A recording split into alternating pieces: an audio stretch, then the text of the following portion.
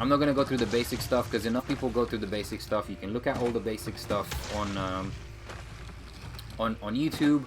And if you're picking up the hammer for the first time, you know, you're playing around with it a little bit, you get the hang of the basic stuff. Go to the training room, look at the combos, look at the hunter's notes. I'm going to teach you some of the things that the hunter's notes don't tell you or don't show you about. So when you first pick up the hammer, you start with two wire bug arts. You start with the silkbind spinning bludgeon,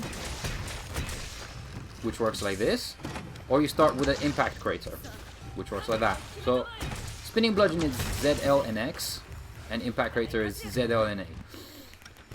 So what you need to know about spinning bludgeon is that you can charge it like so, and if you charge it, naturally you will do more damage and you will spin faster, which is pretty cool. So you can start the spinning bludgeon and then charge, or you can charge your hammer all the way and then do a spinning bludgeon. And another important thing, at any point during the spinning bludgeon, you can dodge out of it. This is important. This is super important, you know. If you find yourself, oh, I set up a spinning bludgeon, I'm waiting, you know, but the monster moves, dodge out the way. It's good.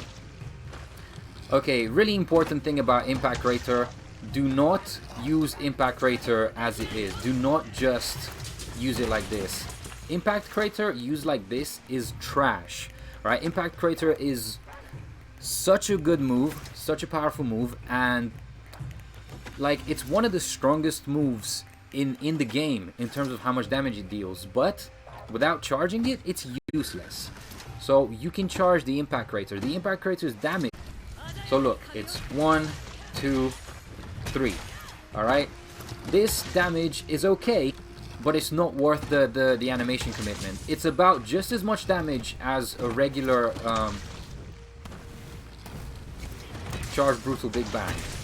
It's literally about just as much damage as a Charged Brutal Big Bang. I think, obviously, or I think maybe the Brutal Big Bang might even be a little bit higher, to be honest. In any case, it's not worth doing an impact crater without charging it. If you get it to level 2 though, level 2 and level 3, that's when it starts dealing a shitload of damage. You can see the, can you see the difference? Because what happens at level 2 and at level 3, at level 2 and at level 3 you get an additional hit, which deals a shit ton of damage. Look at the damage.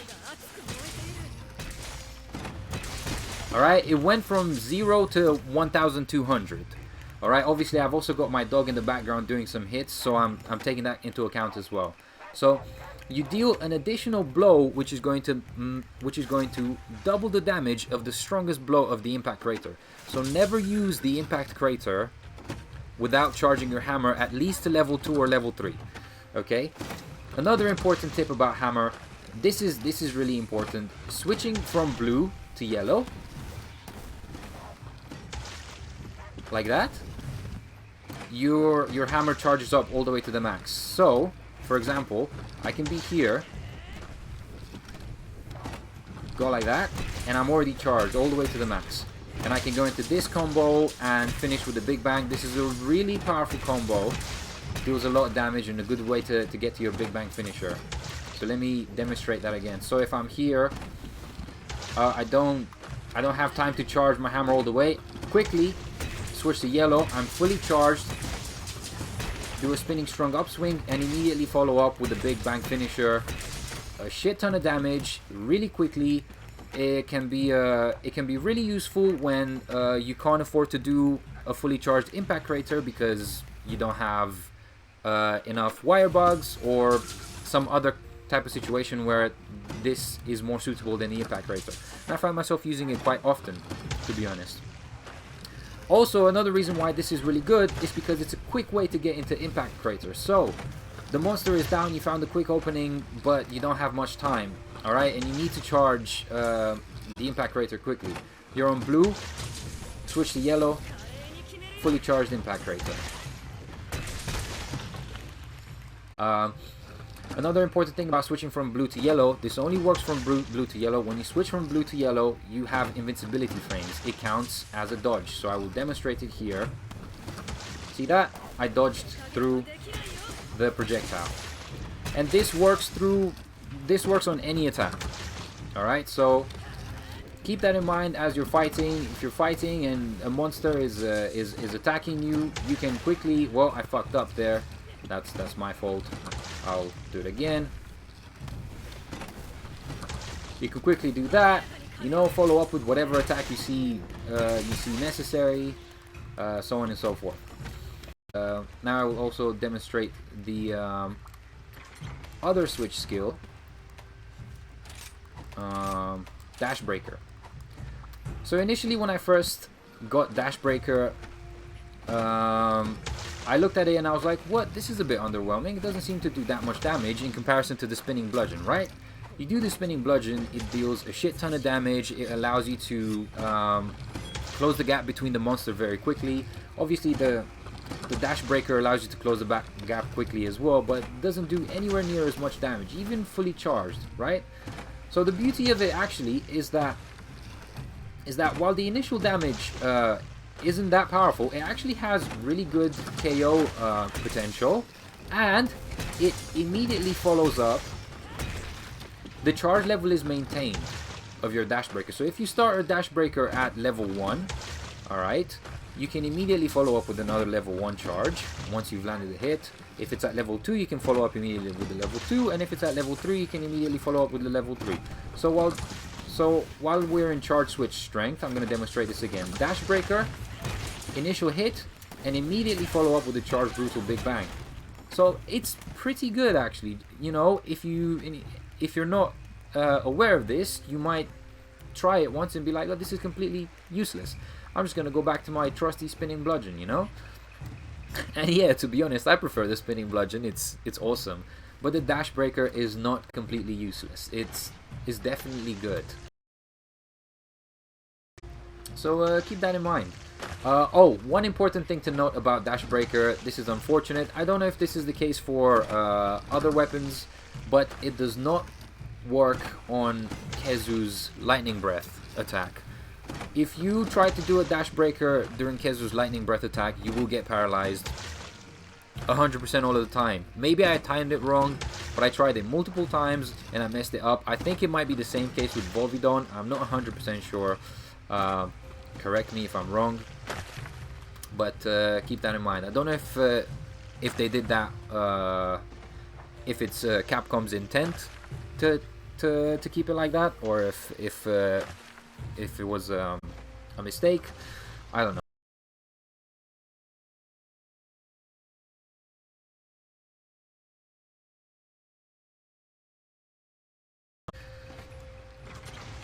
And the next one, the charge switch courage. Okay, so an important thing about charge switch courage. Charge switch courage makes your charge go like that. Like you've lost. It seemed like you've lost your Big Bang finisher initially when you first try it out, but you haven't.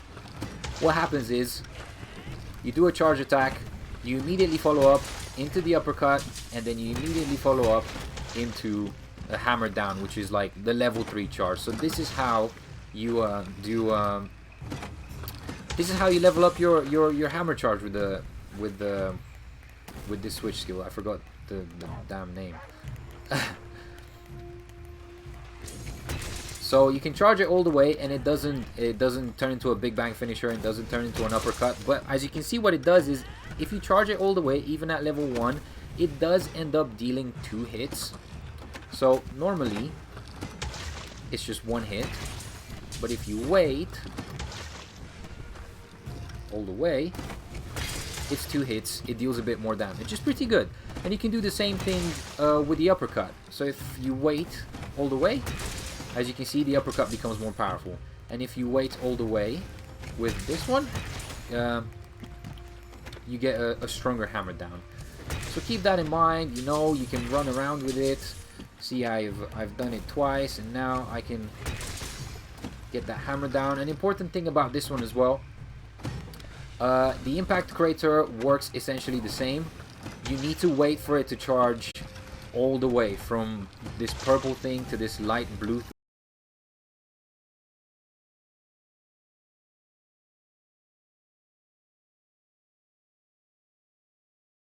like, if you tried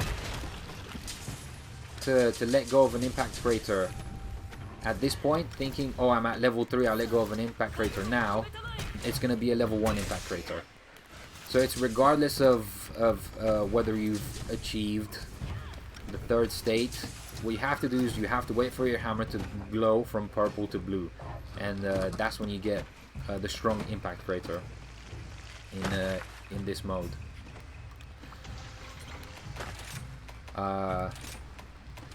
And last but not least, Water Strike, which replaces your side smash. Water Strike is really cool. It just replaces the side smash, which is what you use to start the Big Bang combo. So as you can see, instead of doing the side smash, I'm doing the Water Strike instead.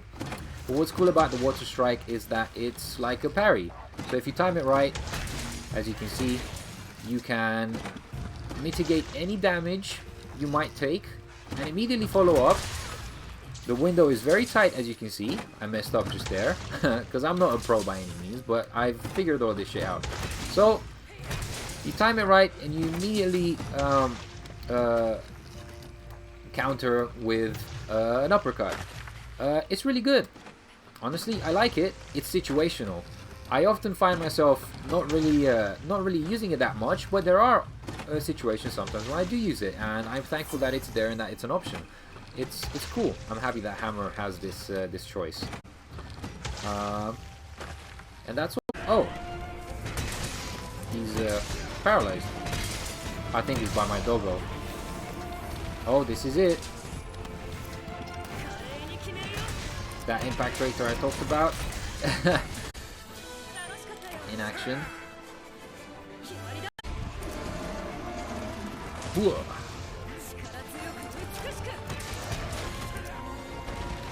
I will say spinning bludgeon is actually really good to use even without much of a charge. It honestly still deals solid damage. You don't need to, you can let it off very quickly, and to top it off, like, you can also close the distance between yourself and the monster so fast.